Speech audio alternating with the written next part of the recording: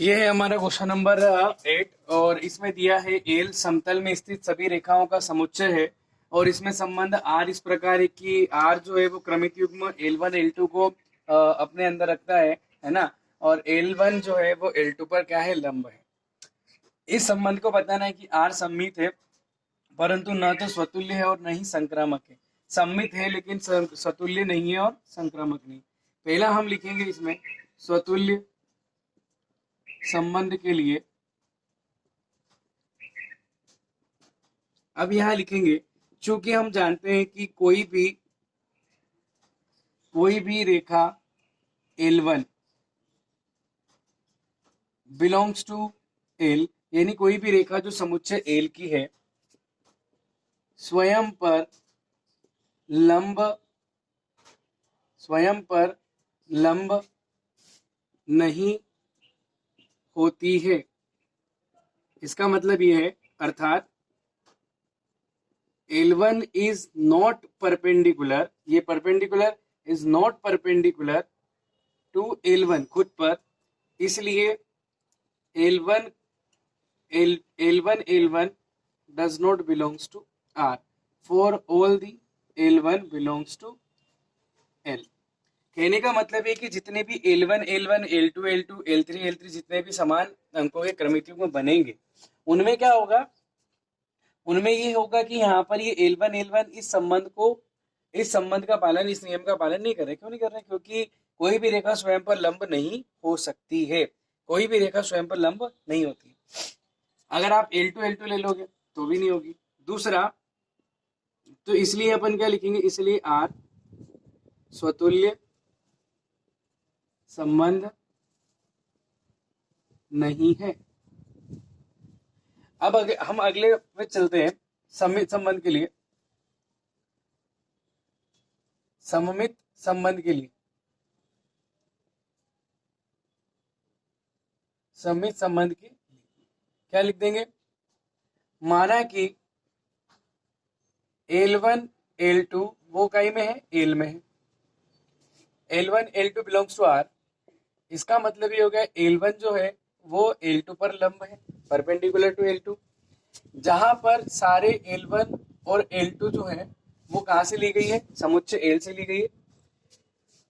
तो इसमें अगर L1 L2 के लंब है, यानी L1 परपेंडिकुलर टू L2, तो L2 भी तो L1 पर क्या हो सकती है, लंब हो सकती है। यानी कि अगर ये L1 है, ये L1, ये L2, तो L1 अगर L2 पर लंब है तो L2 भी L1 पर कैसी है, लंब है।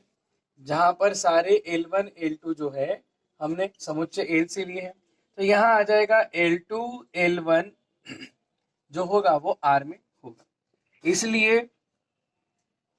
इसलिए R सममित संबंध है,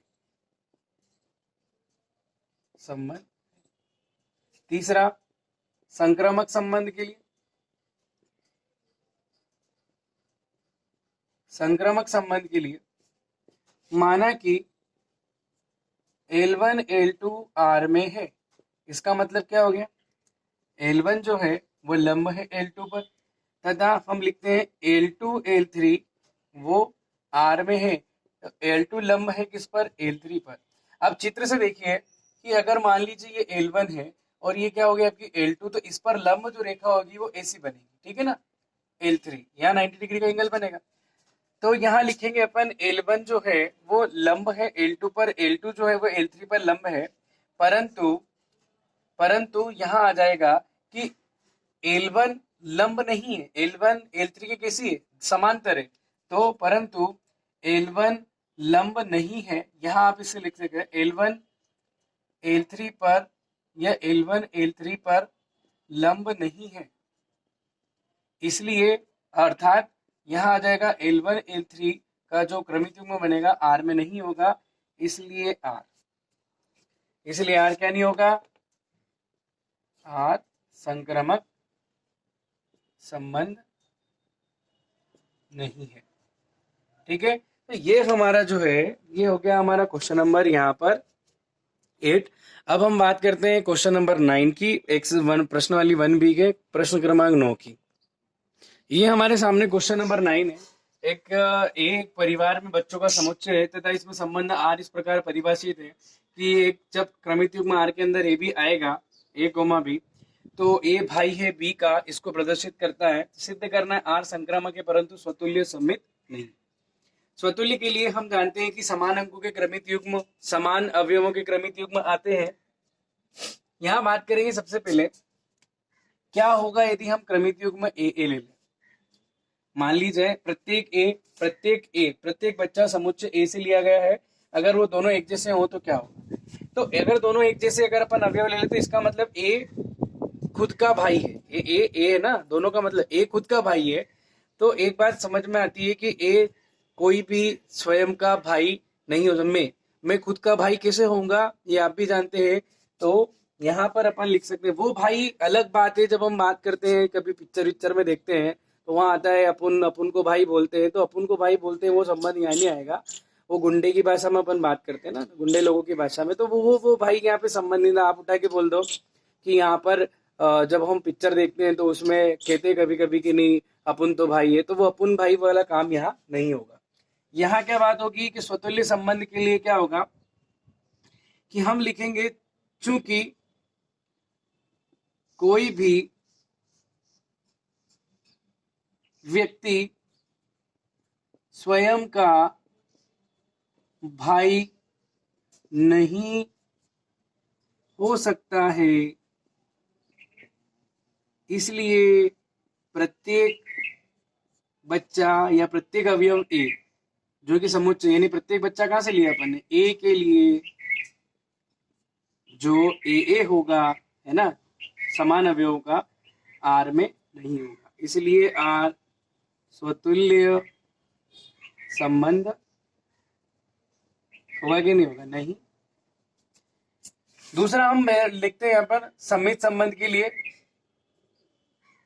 सममित संबंध के लिए चूंकि अपन मान लेते हैं माना कि ए बी आर में है, इसका मतलब क्या होगा अगर ए बी आर में है तो क्या होगा, तो ए बी आर में तो क्या बताएगा ए भाई है बी का।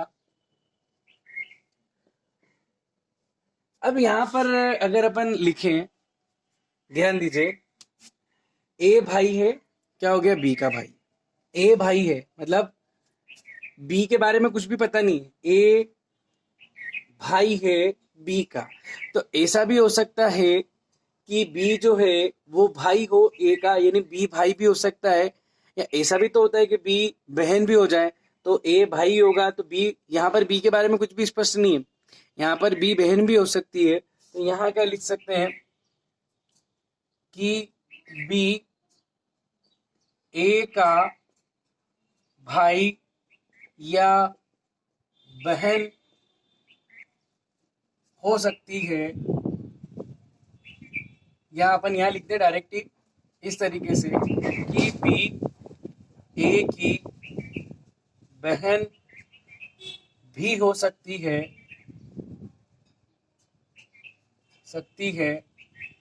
अर्थात यहाँ आ जाएगा कि बी ए जो होगा वो आर में नहीं है। बी बहन भी हो सकती है, इसलिए अपन यहाँ लिख सकते हैं कि बी ए जो है वो आर में नहीं है। ये जरूरी नहीं कि बी ए का क्या हो भाई हो, इसलिए आर सममित संबंध नहीं।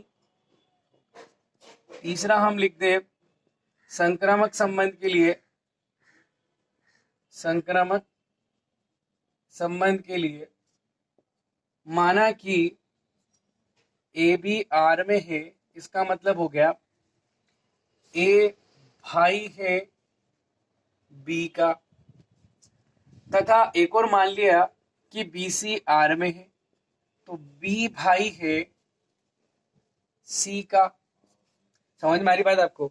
मान लीजिए कि ए किसका भाई है बी का, और बी सी अगर आर में है तो बी भाई है सी का, तो इससे स्पष्ट है कि ए भाई होगा किसका, ए भाई है किसका सी का, अर्थात इसका मतलब ये हो जाएगा ए सी क्रमित युग्म कहाँ जाएगा आर में, इसलिए आर क्या हो जाएगा संक्रामक संबंध।